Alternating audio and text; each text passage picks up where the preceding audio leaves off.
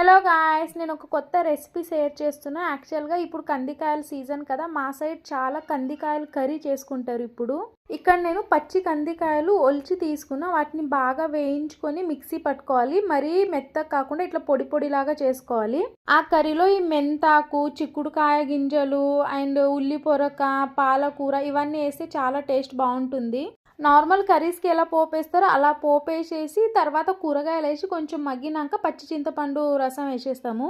మీకు ఈ video fast ఫార్వర్డ్లో ఈ కర్రీ అర్థమవుతుందో లేదో నాకు తెలియదు, కానీ మా సైడ్ అయితే ఇప్పుడు పిచ్చ ఫేమస్ ఇది. ఎవరింట్లో అడిగినా ఇదే కర్రీ చేసిన అని చెప్తారు. మీ సైడ్ కూడా ఈ కర్రీ చేసుకుంటారా? కింద కామెంట్ చేసి చెప్పండి. మా సైడ్ అయితే దీన్ని బజ్జీ అని పిలుస్తారు. ఈ కర్రీ మెయిన్ వేడి వేడిగా జొన్న రొట్టెలతో తింటే ఉంటుంది సామిరంగా. ఇంకా ఇలాంటి డిఫరెంట్ ఏమైనా కర్రీస్ కావాలంటే కింద కామెంట్ చేయండి. అండ్ ఈ వీడియో నచ్చితే లైక్ చేసి ఛానల్ని సబ్స్క్రైబ్